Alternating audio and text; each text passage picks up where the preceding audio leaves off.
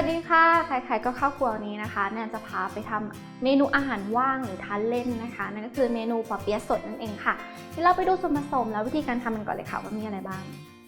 ส่วนผสมของเมนูปอเปี๊ยะสดนะคะก็จะมีแผ่นแป้งปอเปี๊ยะสดค่ะไข่นะคะนำไปทอดแล้วก็หั่นเป็นเส้นค่ะกุนเชียงและแตงกวานะคะหั่นเป็นเส้นยาวค่ะเต้าหู้ขาวหั่นเป็นชิ้นๆค่ะน้ำเปล่าค่ะถั่วงอกลวกสุกแป้งมันสำปะหลังค่ะแป้งข้าวเจ้าน้ำตาลปี๊บพริกชี้ฟ้าแดงหั่นค่ะซีอิ๊วดำหวานค่ะซีอิ๊วขาวน้ำตาลทรายและเกลือค่ะต้นหอมค่ะอบเชยและโปยกั๊กค่ะน้ำตาลทรายแดงและน้ำมันงาค่ะส่วนผสมครบแล้วไปลงมือทำกันเลยค่ะเรามาเริ่มขั้นตอนแรกของเมนูปอเปี๊ยะสดกันก่อนเลยค่ะเริ่มจากเอาน้ำตั้งไฟนะคะแล้วก็ปรุงรสค่ะด้วยซีอิ๊วขาวซีอิ๊วดำหวานนะคะ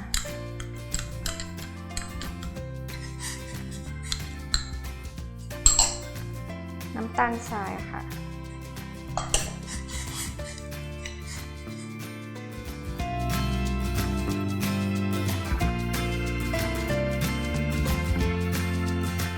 แล้วเราก็ใส่เป็นตัวเต้าหู้ลงไปนะคะ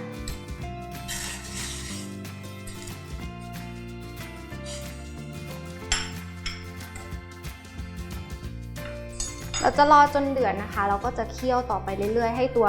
น้ำพะโล้นะคะซึมเข้าไปในเต้าหู้ค่ะแล้วเดี๋ยวเรามาดูขั้นตอนต่อไปกันนะคะ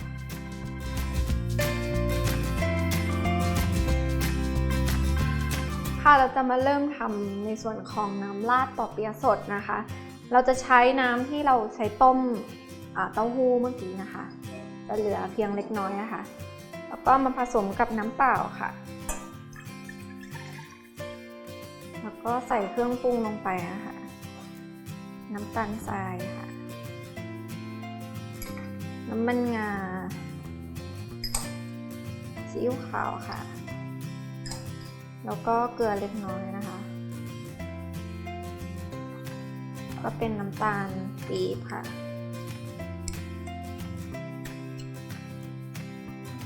เสร็จแล้วนะคะแล้วก็เปิดไฟค่ะ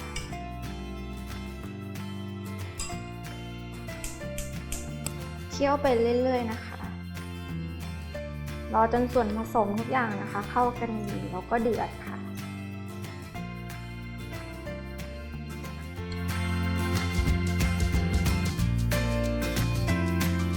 พอส่วนผสมเริ่มเดือดแล้วนะคะแล้วก็ปิดไฟค่ะ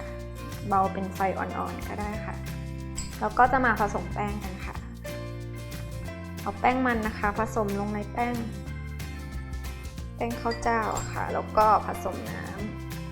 ำก็คนให้ละลายค่ะ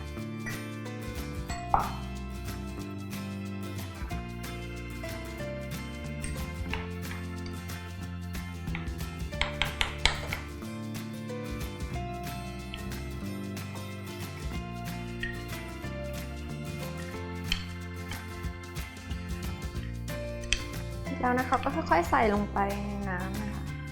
ก็คนไปด้วยค่ะ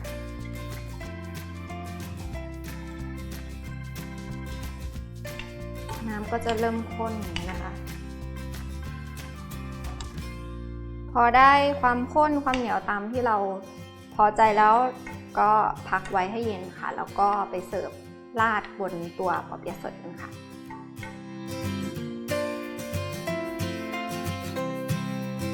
เรามาเริ่มขั้นตอนของการห่อปอเปี๊ยะสดเลยนะคะเอาแผ่นแป้งปอเปี๊ยะนะคะวางนี้ค่ะแล้วก็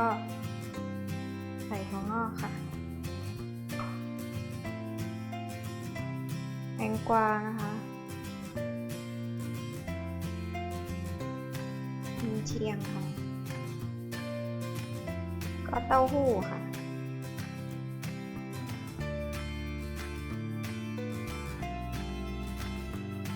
เสร็จแล้วก็ม้วนนะคะ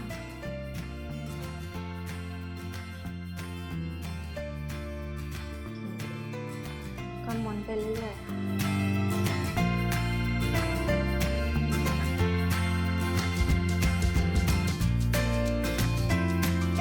เ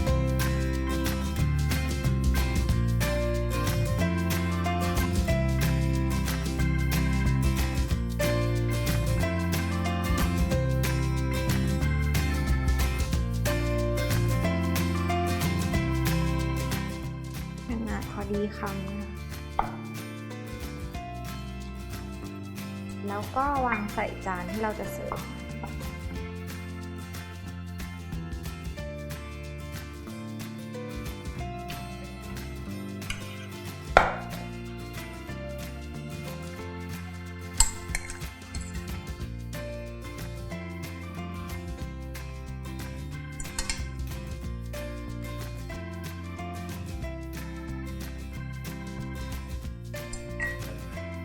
พอเราราดน้ำเสร็จแล้วค่ะเรามาตกแต่งจานเสิร์ฟนะคะ